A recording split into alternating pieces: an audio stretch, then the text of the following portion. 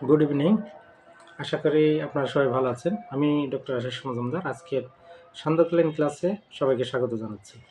তো আজকে আমার ক্লিনিকের একটা দারুণ কেস আপনাদের মধ্যে শেয়ার করব, যে কেসটি আপনারা ভাবলে একটু অবাক হয়ে যাবেন।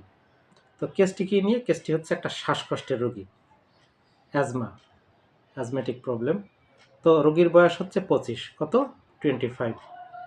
তো অ্যাজ ইউজুয়াল আমরা শ্বাসকষ্টের রোগী যখন আসে তখন কিন্তু আমরা একটা জিনিস অবশ্যই ইনভেস্টিগেশন করতে দিই, সেটা হচ্ছে ব্লাডের আইজি লেভেল কত। তো একজন অ্যাডাল্ট মানুষের আইজি লেভেল সাধারণত 120 থেকে 130 হয়ে থাকে। তো এই রোগীটার আইজি লেভেল ছিল 1700। Just imagine, 1700। তো যাই হোক, আমাদের সামনে আসলে আমরা সাধারণত যে কোয়ারিজগুলো করি, যে আপনার এই সমস্যা কবে থেকে হচ্ছে, কি ওষুধ খাচ্ছেন, যখন বাড়ে তখন আপনি ওই মুহূর্তে কি করেন, অ্যাডাপ্টেশনটা কিভাবে করে থাকে, তো সব কিছু শোনা হলো। রোগীর মেন্টাল যে মেইন ফিলিংটা, সেখানে আমরা কি করেছি সেটা দেখেন। রোগীর একটাই শুধু কথা ছিল, সেটা কি? যে ডাক্তারবাবু, আমার রাতে ঘুমাতে গেলে ভয় লাগছে। আমার দিনে জানো তো, রাতে ঘুমাতে গেলে আমার মারাত্মক ভয় লাগছে। ঘুমের মধ্যে যদি কিছু হয়ে যায়, কারণ অ্যাজ ইউজুয়াল আমার কিন্তু ঘুমের মধ্যে শ্বাসকষ্ট বাড়ে। এই জন্য আজকে সন্ধ্যা থেকে যে অবস্থা, আমি তো ভাবছি আজকে ঘুমের মধ্যে কি হয় কি না হয়। এই জন্য আমি চলে আসলাম আপনার কাছে। This is the case. তো দেখুন, এইরকম মেন্টাল ফিলিং যদি পান আপনি, তাহলে কি করবেন? এখানে দেখেন, আমি মাত্র দুটো রুব্রিক নিয়েছিলাম। Number 1, fear.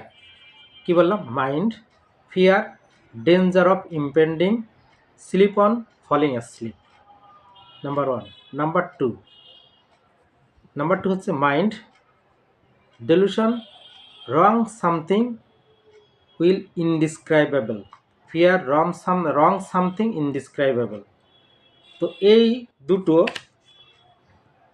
রুব্রিক যদি আপনি একসাথে আপনি রাডার ওপাসে সার্চ দেন, মেডিসিন কি আসবে? বেলিস্পার।